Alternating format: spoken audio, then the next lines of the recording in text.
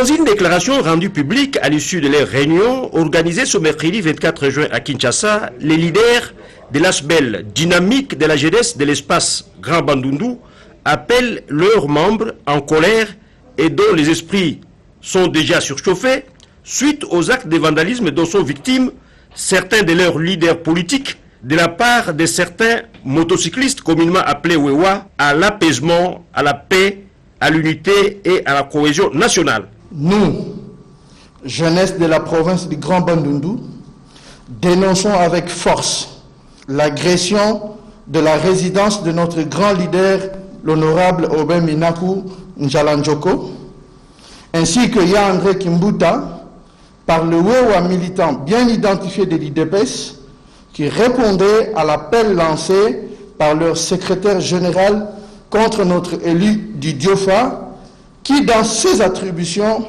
a présenté des propositions de loi à l'Assemblée nationale. Seule cette Assemblée nationale est responsable constitutionnelle pour statuer.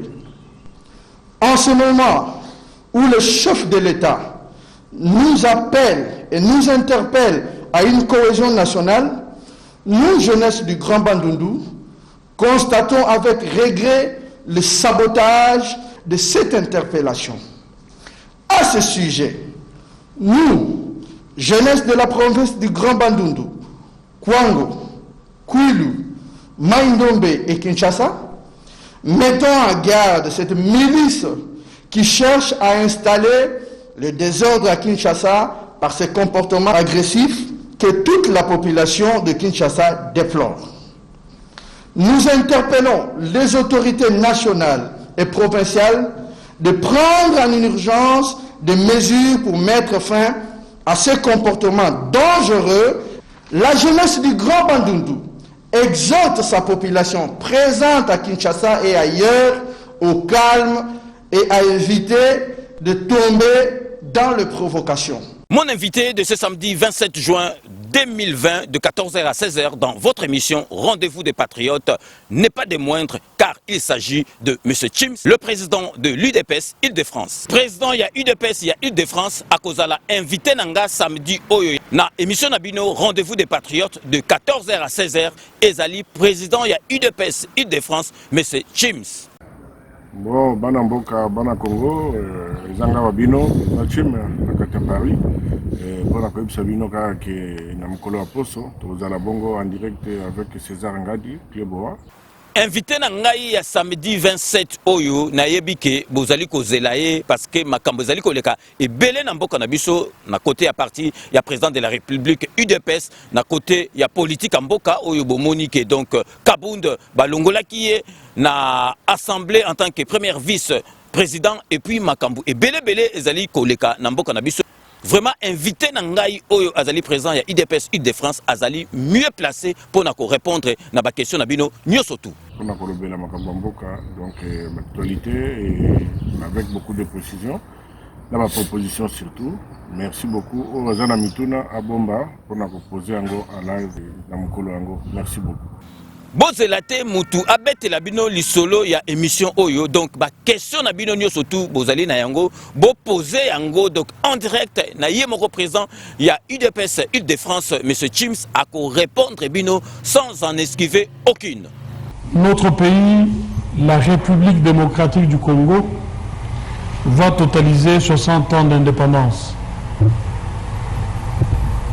À quelques jours de la célébration de cet heureux événement, le Conseil provincial de sécurité a jugé utile, après analyse du tableau politique et sécuritaire de la province, de rassurer davantage toutes les communautés vivant dans la province du Lualaba en général et dans la ville de Kolwezi, son chef-lieu en particulier.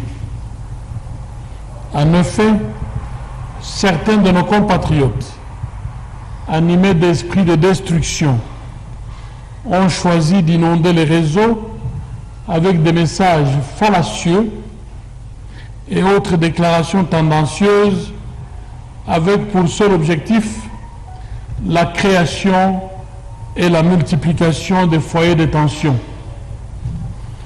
Je voudrais rappeler que cette célébration se déroule dans un contexte particulier de l'historique alternance politique entre le président sortant et sénateur à vie Joseph Kabila Kabange et l'actuel président de la République Félix Antoine Tshisekedi Tshilombo. Nous leur rendons un vibrant hommage. Je me fais donc le devoir de vous rassurer que tout est mis en œuvre pour préserver la paix, la sécurité et la convivialité sur toute l'étendue de la province du Lualaba.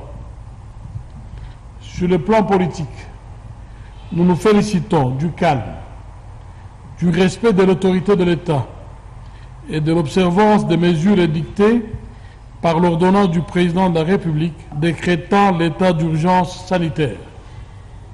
Nous souhaitons vivement que cet état d'esprit perdure et que nos compatriotes ne puissent se laisser influencer ni impressionner par des déclarations irresponsables tendant à inciter au mépris de l'autre, à la haine et aux velléités des divisions tribalo-claniques.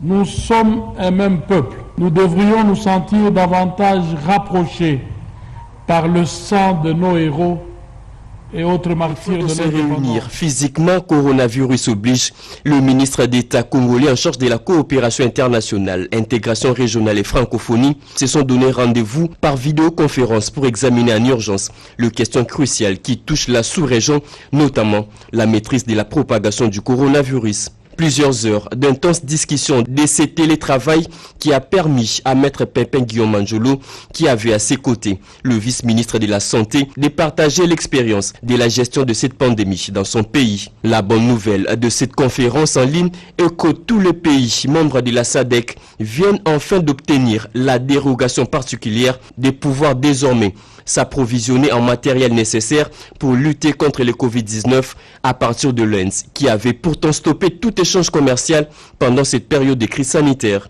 La SADC a obtenu une dérogation particulière, et ce qui fait que nous pouvons aujourd'hui, en tant que RDC, nous fournir en Inde sur les entrants et toutes sortes de matériel nécessaire pour lutter contre la Covid-19. Et ça peut se faire soit en bilatéral ou bien via la SADC. Mais il me semble que ce sera un peu plus avantageux de passer par la SADC parce que comme ce sont des commandes de grande quantité, à ce moment-là, donc la quantité dont les prix est largement en bas. Donc tout dépendra des demandes qui sont portées par les ministres de la Santé. Au terme de ces échanges, Maître Pépin Guillaume Anjolo et ses pairs des 15 autres pays de la SADC sont donc appelés à pratiquer une facilitation du commerce et des transports dans les cadres sécurisés afin de faire face aux tissus économiques qui sont impactés négativement, surtout en cette période. Lutte contre le Covid-19, la mutuelle des santé Solidarité chrétienne intensifie les activités dans le souci de venir en aide aux plus démunis. Ce mercredi 24 juin 2020, la délégation de cette mutuelle, conduite par Anastasie Mouika, est descendue d'abord à la place Entrée Montfleury dans la commune d'Engaliema. Elle a procédé à la remise symbolique des kits sanitaires composés des tonneaux, des gels hydroalcooliques, des masques, des sacs, des semoules, du sucre et du lait. Ensuite, elle s'est rendue au marché Kwango, toujours pour les mêmes exercices dans la commune d'Engaliema. L'objectif est de soutenir mutuellement le plus démuni pendant cette période difficile causée par la pandémie coronavirus. Nous sommes une mutuelle de santé basée à Kinshasa. Nous ne sommes pas un parti politique. Je le fais avec beaucoup d'amour, beaucoup de solidarité pour soutenir ma communauté, soutenir mes frères et sœurs congolais. Et moi je pense que c'est de telles initiatives qui doivent toujours continuer. Parce que pendant ce moment ici, nous avons besoin de la solidarité, comme le président de la République avait bien souligné, c'est-à-dire que nous devons se soutenir mutuellement. Ainsi donc, la mutuelle des santé Solidarité chrétienne lance un appel à toutes les personnes de bonne volonté de les rejoindre afin de mutualiser les efforts pour éradiquer non seulement la pandémie de coronavirus, mais aussi la faim qui tue certains Congolais. Le coronavirus sévit en RDC depuis le 10 mars 2020. Plus de 6000 cas confirmés et 142 décès, un chiffre qui peut être revu à la hausse au regard de l'évolution de la situation épidémiologique. Mais où en est-on exactement avec la riposte? L'incident manager du comité multisectoriel de la riposte répond. Après un peu plus de 3 mois de riposte, nous sommes en train d'approcher les 1000 guéris. L'épidémie a atteint déjà 12 provinces et nos équipes sont en train de travailler pour essayer de contrôler ces cas, mais aussi de continuer à empêcher à ce que les autres provinces qui restent ne soient affectées. La prise en charge a été beaucoup améliorée et une des conséquences, c'est que la mortalité qui était au début autour de 11% et maintenant à moins de 3%. Dans la population, cette pandémie est prise de manière délibérée. C'est une pandémie qui empêche de respirer comme si quelqu'un qui a couru beaucoup. Ils se protéger bien à l'aide des obomas. Les contacts avec quelqu'un atteint de Covid-19 peut faire de toi une personne contaminée. Les conseils que je peux donner, c'est de se protéger, porter le masque, respecter la distance d'un mètre. De l'avis d'un spécialiste, la maladie à Covid-19 a des pièges auxquels la population devrait faire attention. Cette pandémie a plusieurs pièges. Beaucoup de gens qui sont en contact avec le virus ne feront aucun symptôme, soit 80 à 85%. Entre 10 à 15% ne vont présenter que des symptômes mineurs. D'autres vont faire des formes modérées, un peu de détresse respiratoire, et d'autres, entre 2 à 5%, vont faire des formes graves. Covid-19 est un nouveau virus et une nouvelle maladie qui n'a encore cessé de surprendre, d'où la stricte observance des mesures barrières pour se prévenir de la maladie. N'est-ce pas, dit-on, que mieux vaut prévenir que guérir? Clément